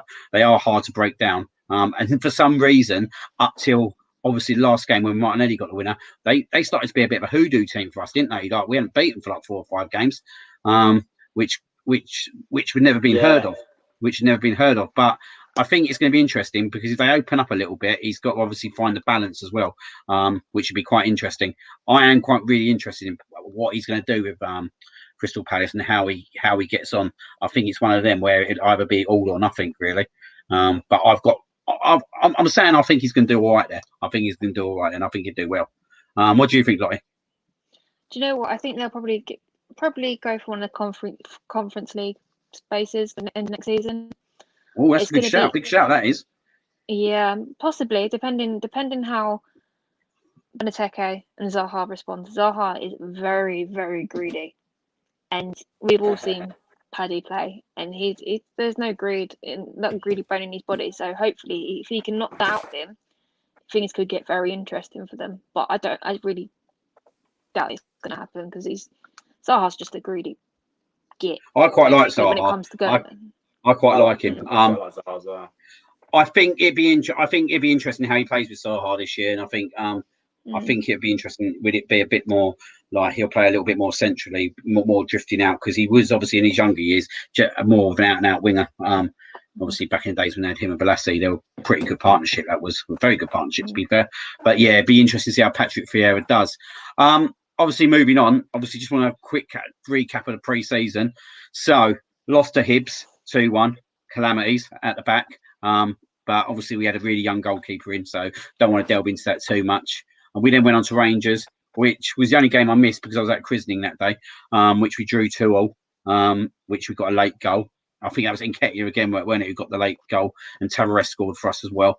We then obviously was due to go to America, which got cancelled right at the last moment because COVID within the club.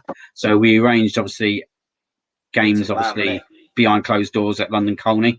Beat Millwall 4-1. But obviously, we beat them 4-1. It was 1-1 for about 65 minutes. And then the last 20 minutes, we absolutely ripped them to pieces. We then obviously went and played Watford and beat them 4-1, which is probably our best pre-season game that I've kind of seen in terms of performance. We then went, obviously, in the Mine series, had Chelsea at home. I think we were undone by in that game. If we had a golden line technology, it's 2-2. Obviously, Joe Willock scores, which wasn't given. And then, obviously, we went and lost to Spurs 1-0, which really sorely hurt me.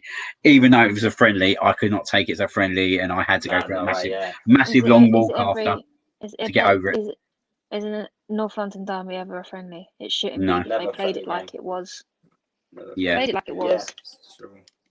Yeah. What's your thoughts? What's your thoughts, Lottie, on pre-season? How much you score it out of 10? Do you know what? I'm going to score it a solid 4. It's just been it's been so flat and deflated. Yes, we've brought White in. Yes, we've brought Sambi in. Yes, we brought Tavares in. But the team's underwhelming. We're not ready. And it's concerning. We've got City and Chelsea in the first 3 games. Like, Brentford are going to be up for it. I mean, if you put Holding and Mari in the centre backs, Tony's going to run rings around it. Brentford are going to be up for it. They're at home on a Friday night. It's their first league game. I mean, we can't take these first 3 games or even 5 games lightly. It's concerning. It's just underwhelming. No, absolutely. I think I kind of agree with you that we ain't ready in my eyes, especially with 2 big games coming up, Chelsea, Man City, and I think it's even more disappointing because I think we expected a little bit more. I know when I was on the Red Cannon chat the other day, I expressed my really disappointment about the goalkeeping situation that we've gone into like the last few days with just Leno for me. Equipped who can play and go, and if something happened to him, and I think Scott raised it at the time as well, like what happens if he caught COVID or something? Do you know what I mean? Like, we're in that kind of situation now where anyone can catch COVID, and then that kind of rules him out for could be 2-3 games. You never know. So complete fan base meltdown, as much as most people give him hate. Exactly, and meltdown. Even I would melt down, but I don't want to see Wilson and go. No, I don't think no one does getting after the Man City game, but potentially that could be a situation if this kind of And I guess the Ramsdale deal is quite close. Like I think we found out, as I said earlier on, that Chris Wheatley, when he does break stuff at the moment, he's quite close to the club and has good connection. So I believe that is in its advanced stages, and I would expect that to be done very quickly to kind of stop that kind of situation arising, because you never know. What about yourself, Morgan? What do you think about pre-season? Very low. Probably a 4 or 5, as mentioned. As like I said, we're definitely not ready going into Brentford on Friday.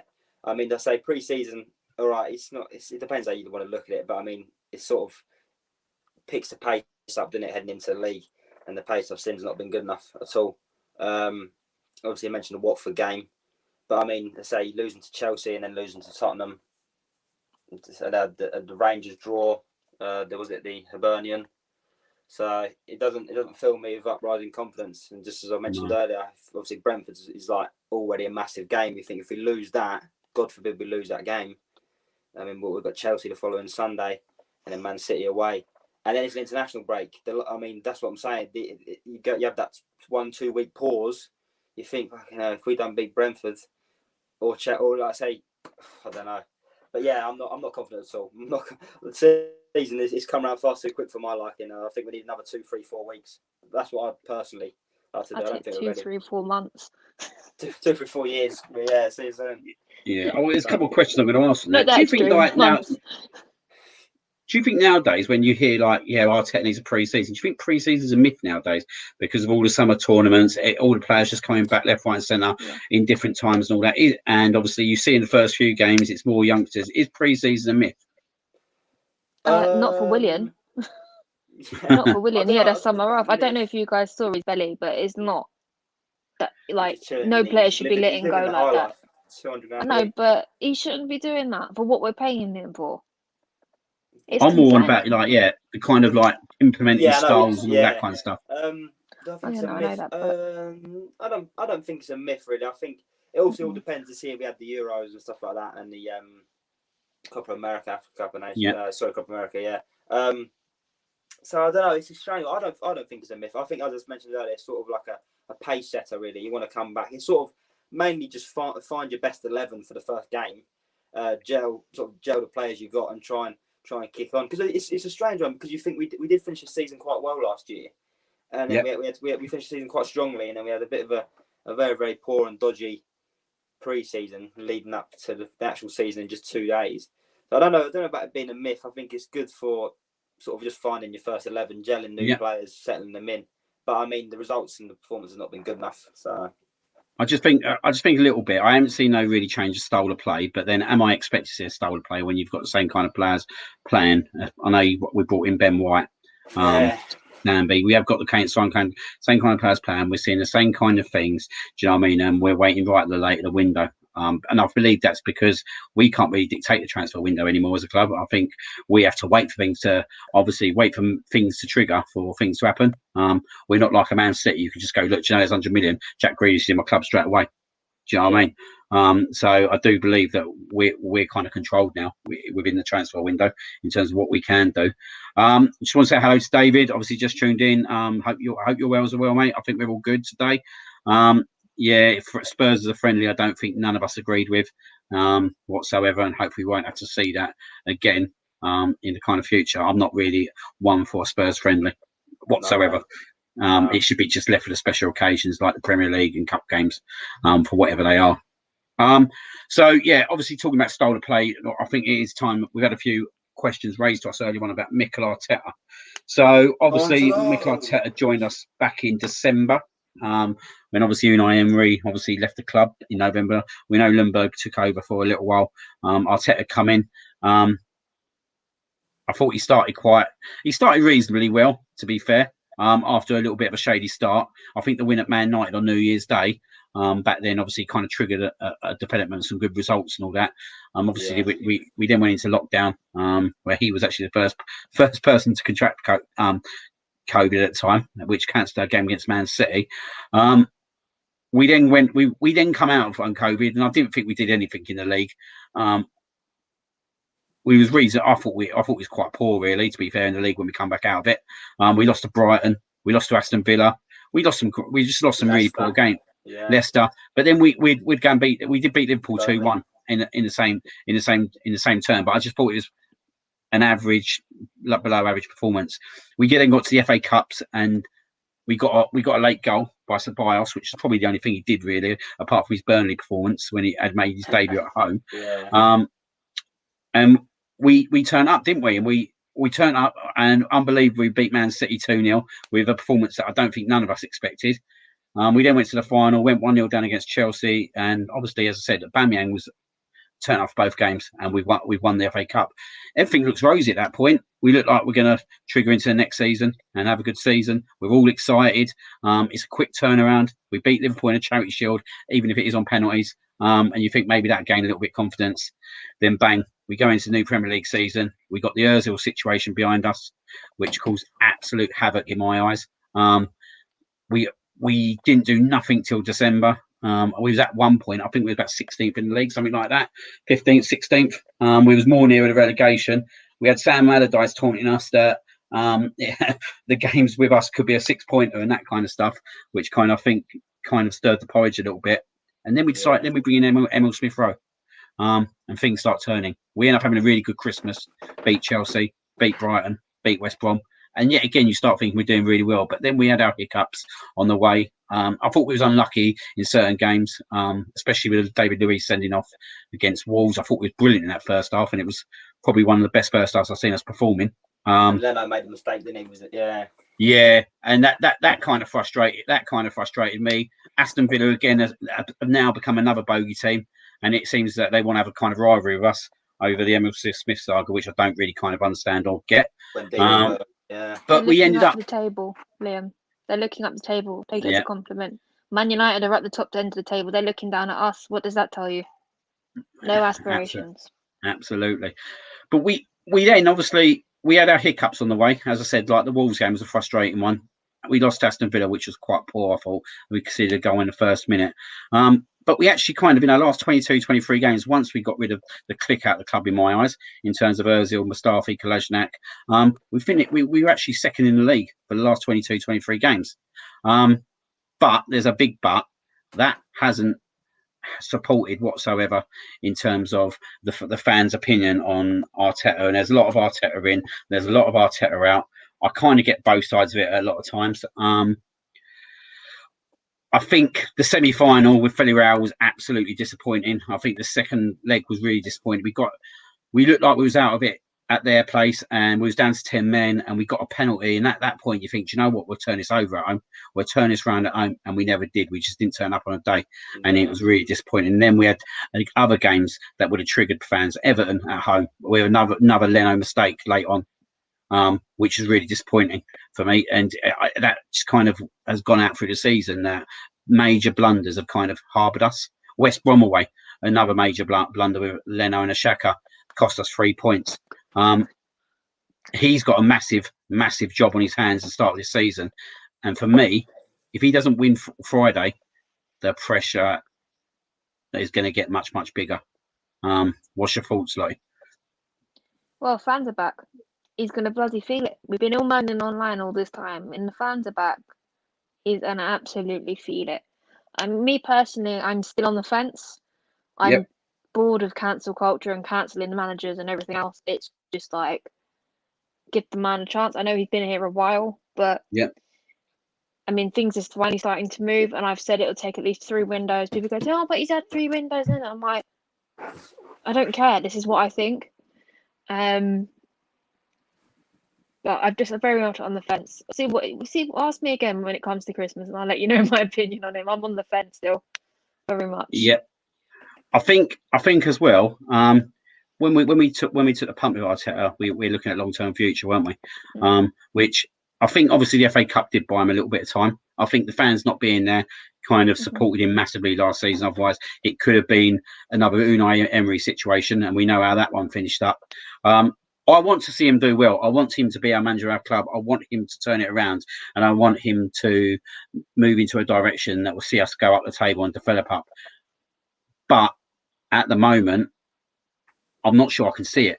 And that's my concern. That's my worry. And I feel for him. I do feel for him a little bit. But then you look at the mistakes we make, and we continue to make mistakes. It becomes a point where you're just like, I can't watch another mistake anymore. Like it becomes every single game that there's a major mistake. And as I said on Cannon Chatter, if we think that that's not going to happen in the season, that will, if it continues like it did last season into pre-season. Morgan, what do you think? Oh, sorry, like go on. No, I completely get your point, but we've got to remember it's not just the manager; it's the players as well. It's all of them, and that's what really ticks me off about these Artetas out. They're always after the managers, and they will never, ever, ever, ever include the players in that conversation, and that's what really winds me up. And I have to walk away from it. It annoys me. Sorry, Morgan. I do apologise, but we just got to remember it's not just Arteta. Yeah, it's not Arteta on his own. It's the team. I was going to say, so I'm more probably on the fence, but leaning towards more Arteta out. And I'll tell you why. Antonio Conte is a free agent right now. The man's a serial winner. He won the league at Chelsea. It was his second season at Chelsea. He won the league at Inter Milan. He's out there now. He's just chilling. Why can we not go and get someone who will come in and drill these players, like and will make it known as well that just will make it known. Like I say, any issues he'll speak. He doesn't shy away from any problems with players or anything. He'll get in there. He'll sort them out. Antonio Conte for me is the go-to man. Do you think he could get rid of the click behaviour though? That's the question. Yeah. And I think that's part of the issue. I mean, I know the main person that influenced it, and Gundogan's gone, and Ozil's gone, but it's still there. Okay, that's why Lacazette and Aubameyang are still strangers on the pitch. So Liam and Lottie, if someone offered you now Antonio Conte tomorrow, would you take it? Would you take him? Or would you stick with the Arteta? I like Antonio Conte. I really, really like him. He is the one. I want to see Arsenal back up there, being a top. Well, firstly, I'm not going to say I want us to be champions straight away because that ain't going to happen. I want Arsenal to win trophies. I want a bit. I want to see Arsenal be back up there. I don't want to be the butt of all jokes. Like, you know what it's like. I'm in different groups. You know, like you'll get the Arsenal jokes all the time and you're just like, you laugh at it now. Like once upon a time, I'd get pissed off about it and get like really down about it. But now I just laugh at it because it's become far too long. I want someone to turn this club round and get us back to where we was 15 years ago. Can I personally see it happening? Not with the current regime, led from Kroenke down. And I believe we can get rid of the manager, but until we get rid of the owner, who for me, and I'll be quite clear about this, has no allegiances to this club. Okay, we've barely ever see him, and Leicester's running of a club to our running of the club is an absolute mockery over the last 5 years. And I can understand why Maddison wants to come to Arsenal because of the brand. Leicester are the much better team at the moment. We can't argue about that. They won their, they won. They've got fans for owners. The owners are massive fans of the club. I think sorry, Liam. I did say this the other night. We can protest. We can stop buying kits here in the UK all we want. The problem is globally. If the rest of the fans around the world don't stop and join the movement, it's not going to happen. We bring out 5 or 6 new kits a year. Like, I mean, I never said I was going to buy that, but I fell in love with that. I couldn't help myself. Do you know what I mean? We all like you couldn't help yourself. I just said to Liam, I just ordered the third one yesterday, one of my favourite kits.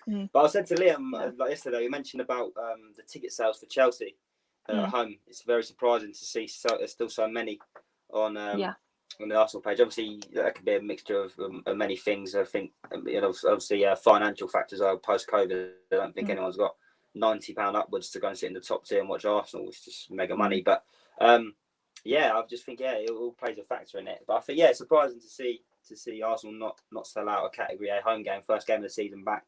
I mean, obviously, you imagine it will sell, but it's slow sales usually, or previous years tickets just go like that. And you're in the queues or whatever, but it's a bit different this time.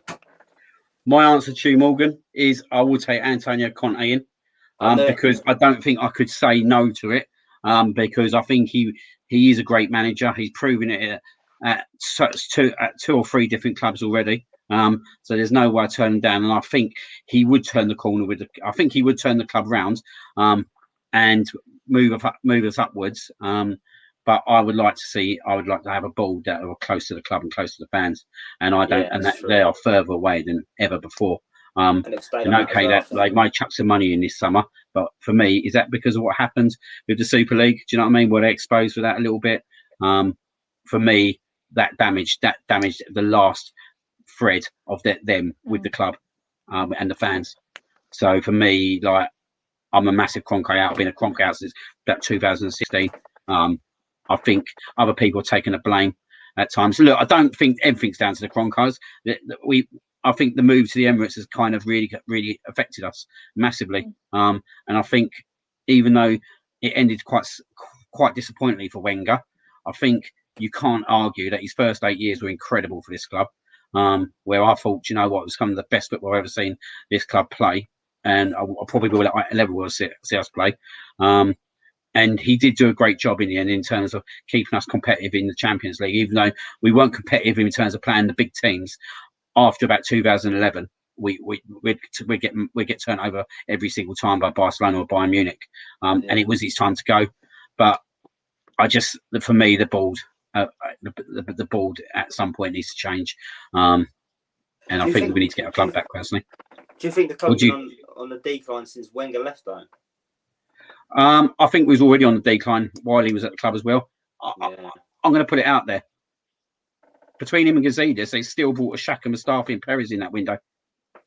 Yeah, that was a crucifying window. So yeah, I do think like it hasn't got any better since he's left, and the league table shows that it's got worse, and it has got worse.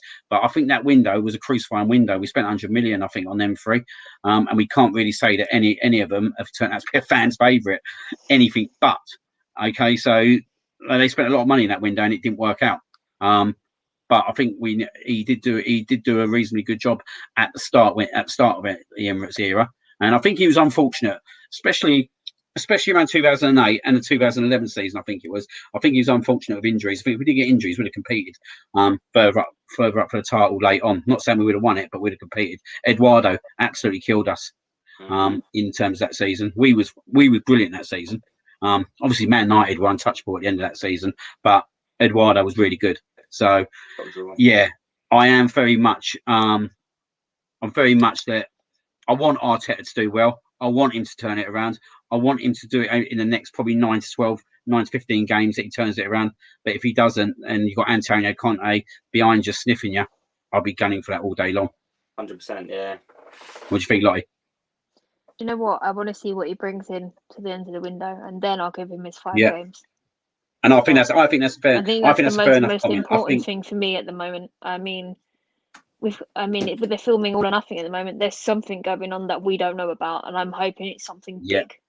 Yeah, because we need that right back. We need the attacking midfielder, and a centre midfielder again.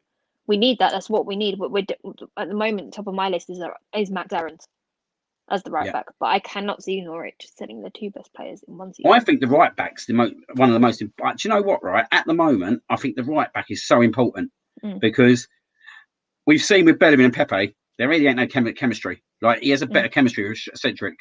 Like for me, the right back's so important because I think that will open up our game so much when we get the right back in. The thing is, I don't really want Ben covering his arse either. You don't want Ben constantly worrying about about Bellerin not doing his job. I mean, I can just see that coming. If he does stay, I can see it coming. On a good note, we had the third best defensive record last year, so Arteta has done some work on that. It hasn't been proven in terms of league positions on that. But it was. Pardon? We finished 8th. I can't be happy with that. I'm sorry, I can't. And I think that proves it. A lot of it was around the creativity of our team last year. Obviously, it totally killed us, and our finishing. We don't finish our chances. Very true. That's typical Arsenal, though, isn't it? No. And that is what's killing me at the moment and killing us is we don't finish our chances. How many times you're like, I didn't miss that. Should have finished at Chelsea. He should have gone in the net. And it's going to happen before it's happened. Yeah. Just going to go before we go on to our kind of last piece. Just want to say, good evening, Scotty, Mark, another one of my mates. Great show. Thank you very much. The guys have done superbly today with myself. And also Jim. Good evening, Jim. Thank you very much. Obviously, put a shout out earlier on around the video with Saka that you guys did, and obviously I know myself and Lottie were really appreciative that we were able to kind of have our names put forward to do that. So cheers, mate, for that. Liam, what did you do? This video? What is it? We did a video. I'll show you. I'll send it over to you later. We did a video for Saka, where it was about 10, 15 people, I say, were involved in it, weren't they? Around the world. Love that. Around the world. Yeah. Unbelievable work done by Jim and the Cannon Chatter team. So yeah, thanks guys. Right, so obviously we're going into Brentford on Friday, which is just under 48 hours away, 47 hours away, if I want to be correct. We're back, baby. Yeah, we're back. We're back with fans. We're back against a team like last year that have just been promoted. We started really well last year. We got a 3-0 win at Fulham. Willian I think he got 2 assists, and he kind of could have got a third assist if it was given to him. And then obviously nothing happened after that, and it all went downhill. We started really well, but at that time I did feel that Fulham were a team in a bit of disarray still. If you looked at that starting team they had that day, it's the team they played us in a 1-1 draw, where we got that 98th minute winner, equaliser against with Nketiah. They had about 10 different players out of 11. So I think at that point we probably played a proper weak Fulham team that Scott Parker didn't really want. I think going into this game with Brentford, it's going to be totally different. We're going to be playing probably their team that they expect to play out this season. It's their first game in the Premier League since 1947. Their last game in the Premier League was against Arsenal. Yeah. I know that's going. Yeah, which is quite interesting. They're at home. They got a nice new stadium. They seem to set by well for me. They seem to breed players, develop them, and sell them for very good prices. But have got the knack, a bit like Leicester, but obviously not to the level where they seem to be able to get good players in to cover the players they sell. So we look at Ollie Watkins, for example. Ivan Toney comes in, and I know they sold Benrahma, and they're able to breed players in and play in positions and still get promoted. And I think I think a lot of people would have thought after they sold Benrahma, after Benrahma and Watkins, that would have been really tough to think that they would have got promoted this year. So they seem to be a good club like that. We should win Friday still. We should have the talent to beat them. It's going to be a hard game. What do you think is going to happen, Morgan? 3-1 Arsenal. I think we're doing 3-1. Yeah, I say it. Yeah, I think we're doing. I think they'll score, and I think we'll concede definitely. I like to think attacking threat going forward. I like to think fans back in stadium, everyone's up for it. Big game. I just got a feeling we'll do them. I'm gonna say 3-1. Goal scorers, I'm not too sure. Depends who starts. But you'd like to think Aubameyang will start top. But then it's another one. He might play him on the left, or he always does. Plays him on the old wing, doesn't he? Yeah, I'm going to say 3-1. I'm saying 3-1. That's it. Goal scorers, I don't know though, but I'll raise my hand about that. But 3-1 Arsenal. Brilliant. Hopefully you're correct.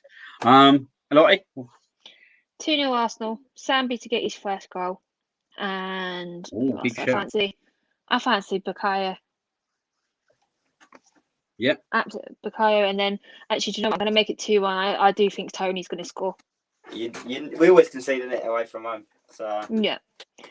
I'm gutted I haven't got tickets. It's the only ground this season I haven't been to, and I'm really annoyed by it. Really annoyed. I've been to every other ground on that board, and it's just like I want to go somewhere new. And I'm just glad I didn't get tickets. It's a nice. Apparently, it's new stadium. It looks pretty decent, don't it? So, obviously, David, you corrected me. Obviously, you weren't a Premier League in 1947, so we'll say the first division. But yeah, let's beat Brentford and then stop the count. I said it in the Red Cannon, so I can't change my mind. I think we'll win 2-1. I think Tony will score, and I think if they're calamity, whatever happens for that goal, whether it's a penalty, a back pass, or whatever, I'm going to put my money on a Leno or Mari mistake. Oh, I can see something of the sort. I can see something, but hopefully I'm wrong. But I'm going to go 2-1, a 2-1 win, and I think it won't be easy, and I think it'll be one of them games where I think we'll come out of it and think, do you know what, we still need obviously a massive window ahead of us, and we'll see the same old kind of problems, I think, in the game, and I think it won't change next week in terms of what people think. Okay, Look, guys, I've got a question for you. Who would be your ideal? Who's your ideal starting 11 on Friday night? I already know mine. So I just want to hear. I'd go Leno in goal, Chambers right back, Tierney left back, centre backs. I think we're going to have to go with the balance. I think we are going to have to go with Mari and White. I think in centre midfield, it's Xhaka and Sambi. Party's out, isn't he? Yeah. Yeah, Party's out, so that's a big blow. I would like to see, it's not what I expect. What I would like to see is Pepe on the right, Saka on the left, Smith Rowe in the middle. Who's up top? Drum roll, please. I think Lacazette's the better. I think I'd go for Lacazette at the moment, and I think I'd have Aubameyang come on as an impact player. But Aubameyang will start for me. He will start. So, and I think he'll start on the left. I think Saka will start on the bench personally because he's only just come back. But that's what I would want. On the score though for your prediction. Do you know I've got his theory? Sorry.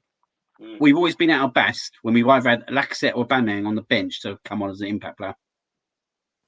Yeah. Do you remember Leicester in the Premier League?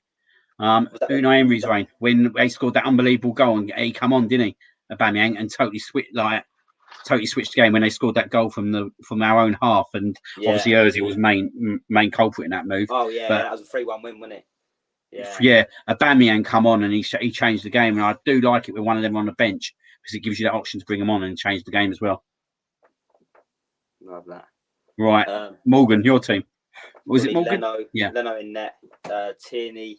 So Gabriel was still out injured, didn't he? Otherwise, he'd be straight in there. Nice, so obviously start White, Mari, right back, probably Chambers. Centre midfield. I know he'll start Xhaka. Xhaka, Sambi. Left mid. Tough one. Don't really know. Right mid. I start Pepe. I have Smith Rowe in behind. On the left, you don't reckon he'll start Saka? You think he'll start him? Maybe. I think Euros was quite a while ago now, isn't it? But he hasn't had much. I think if he starts him personally, I think Aubameyang will be up front. I would have started Aubameyang anyway. I would have started Aubameyang up top anyway. Just thinking about that left. There is that bit inside me that thinks Aubameyang, if we get him scoring, then it could switch through. I would start Aubameyang, 100%. I would start Aubameyang. Yeah, it is hard. I think I want to see Aubameyang start up there and score, but whether that's going to happen or not. Yeah, you got to think Aubameyang, Lacazette have had quiet summers, isn't it? I don't think Aubameyang. Yeah. He didn't do much in the summer, did he? With Gabon, and I don't know. Obviously, Lacazette didn't do much in France. I don't even think he went to the Euros, did he? No. So. It's a tough one. It's a tough one because I kind of do want Aubameyang start up there because I want to see him score and then kind of switch it around because I know what he can do. And if we get him back to that kind of level like that, we're going to be a much better team. Yeah, I was going to say there's no chance of starting Martinelli after the Olympics, is there? So no. But again, I think I don't know how long Gabriel's out for. When is Gabriel coming back? Depends how bad the tendinitis is. It can go on for weeks or months. So we don't know. Yeah, it's just unfortunate again, isn't it? Because I do think him and White will have a good season this year. Them two be solid at the back. I think they both work with each other quite well. I quite like that partnership, but quite a lot. What about you, Lottie? What are you thinking Friday? Leno, Kieran Tierney, White, Chambers, Cedric.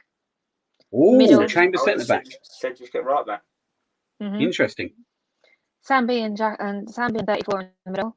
Oh, who's and then 34. You know what number he is. I'm not saying his name. Put him in the bin job. Saka on the left, in the middle, Smith Rowe, Pepe on the right, and then I think I'd actually quite fancy Lacazette up front. It depends. I'd say I don't know much about Brentford centre halves or defence. Are they quick? Are they slow? Yeah, I think that's the big part of it as well. What their defenders are like. I've only seen them play their game that brought them up, so I can't really judge on one game. But no, that would be my team. But I just thought of throw Callum in there because I wasn't impressed with Mari at Tottenham. That would be ridiculous. He never makes any mistakes, and that's concerning. Do you know what I think? I think if Lacazette scores goals, I don't like it. It won't be no different with him. But I think if Aubameyang scores, there's a massive trigger there. I feel like Aubameyang needs to be benched for a bit to teach him a lesson. because he didn't respond the first time around when he was late. He just needs to be taught a lesson. Is that good for his confidence with the fans back? To be honest with you, I want him to focus on his game, and I don't want him to be invisible. We don't want to be playing with 10 men, and I think benching him and him coming back with a response will help, because it took him a couple of games last season before he came back and made a response, but he felt like a child. I mean, he's a grown man. The biggest response that I'd like to see from Arteta this week is start Tierney as captain. That's something that on Friday you look at that and you go, okay, fair enough. Shall I tell you what I think Arteta's team will be? Go on. Let's go. I think he will go Leno. I think he will go Chambers. I think he'll go what I said at defence. Chambers right back. He played the centre backs of White and Mari, and he played Tierney. I think Xhaka that Sambi's obviously obvious. I think he'll go Pepe, Smith Rowe, Aubameyang, Lacazette. What do you think? He'll play Aubameyang on the left? I think he'll play Aubameyang on the left again, mate. I really think so. I think. I'm not sure if he'll play Saka because he's only just come back. The thing is, we know how hard. Do you know what? I didn't expect him to make the bench for Tottenham. No. I feel a lot of us have doubted him, and I haven't doubted him. I do think he's going to start. I want him to start on Friday. Yeah, definitely. Scotty's obviously asked me when I'm doing a live after Friday. I have thought about it, to be honest. I'm not sure yet. Obviously, I suppose the positive thing is, guys, I'm just obviously going away from football now. Firstly, just want to say thank you, Lottie, for coming on today. To support me on my first show. Really much appreciated. Morgan, first show, done absolutely superb, mate. Morgan is going to be a full-time there with myself, which I'm quite happy about. And there's going to be a lot more developments that we'll talk about over the next few weeks regarding, obviously, how I want to kind of construct this show and how the guys around me want to do that as well. Because for me, it's not about just myself. I want to develop other people to obviously host the show as well. And obviously kind of get that kind of environment. So the people, it is for the people. The people run this show in terms of the fans. And that's what we want here. We just want the fans' opinion to respect each other, but to kind of obviously debate it as well, and which I think has been superb tonight, guys.